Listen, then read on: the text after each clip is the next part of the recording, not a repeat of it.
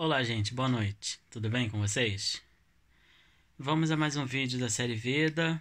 Vamos pensar um pouco no que aconteceu comigo hoje, no que eu vi hoje.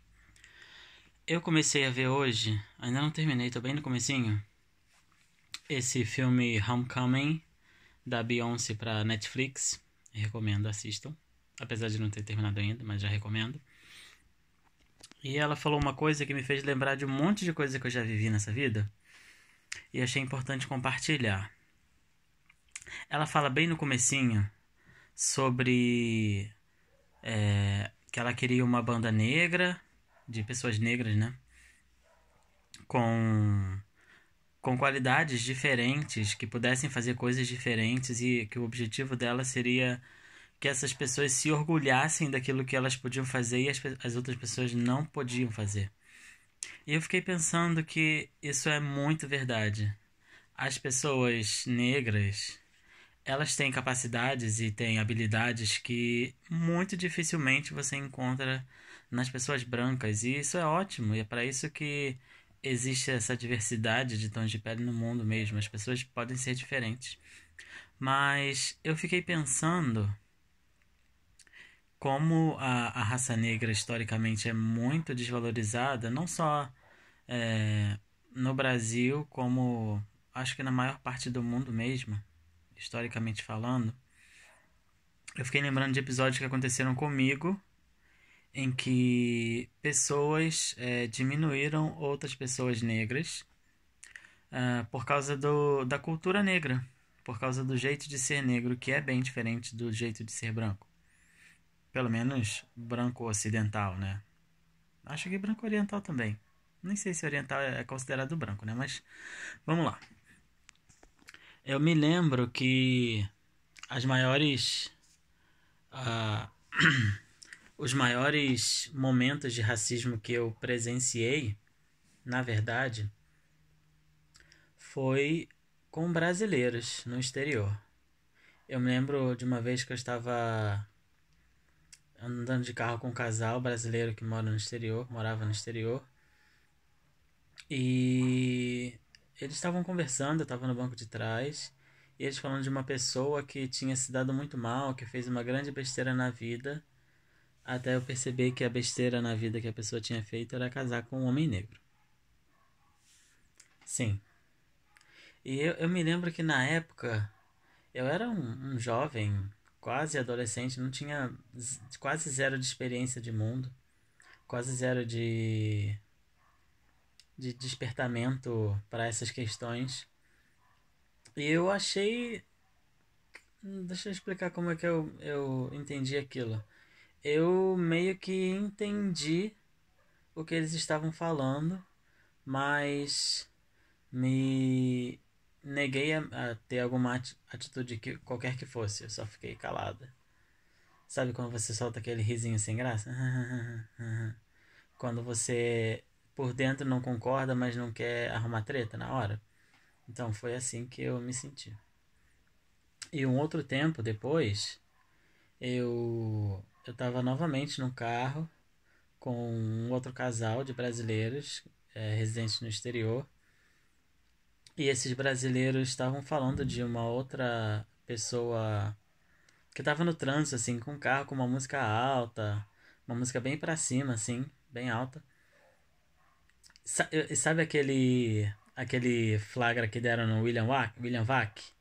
Que ele falou assim, só pode ser negro, alguma coisa assim? E foi mais ou menos aquilo. Nossa, essa pessoa com essa música alta tinha que ser negro, tinha que ser negão. Será fizeram uma coisa assim. Esses negros não adianta eles podem ter o jeito deles, tudo bem, mas que tem o jeito deles lá com eles. Sabe esse discursinho? E eu lembro que dessa vez eu estava um pouco mais acordado, né? Ou, com esses conceitos de raça avivados na minha cabeça. E dessa vez eu não esbocei reação nenhuma. E fiquei quieto. Mas eu acho que eu deveria ter reagido de uma outra forma, sabe? Hoje em dia eu olho para trás e vejo que naquela época eu não estava educado para esses assuntos a ponto de me identificar como negro, apesar de ter essa pele meio mais ou menos. Eu não gosto da palavra pardo, mas eu sou não branco, né? E não branco no Brasil, pelo menos, significa negro. Então, como parte, ainda que meio que eu posso eu acho que eu posso me incluir nessa categoria assim, sendo não branco, posso me incluir dentro dessas questões e posso reagir a elas. Eu não reagi na época, mas eu acho que hoje eu reagiria de uma outra forma. E eu fico pensando o quanto que as pessoas negras no Brasil e no mundo devem sofrer por causa de preconceito, devem ser diminuídas por causa da sua cultura e serem achincalhados ou serem diminuídos por causa de uma cultura que deveria ser celebrada. E foi por isso que eu gostei tanto já do início do Homecoming da Beyoncé, porque é uma celebração da cultura negra, né? Uma celebração não só da cultura negra do presente, mas também dos pensadores, poetas, filósofos e abolicionistas negros que vieram antes de nós e pavimentaram esse caminho onde eles andam e nós andamos hoje. Então, o que eu tenho a dizer? Olhar para o passado pode ser doloroso às vezes, olhar para o passado pode ser confrontador, como foi hoje para mim. Olhar para o meu passado e ver que eu não tive uma reação adequada para um caso tão gritante de racismo.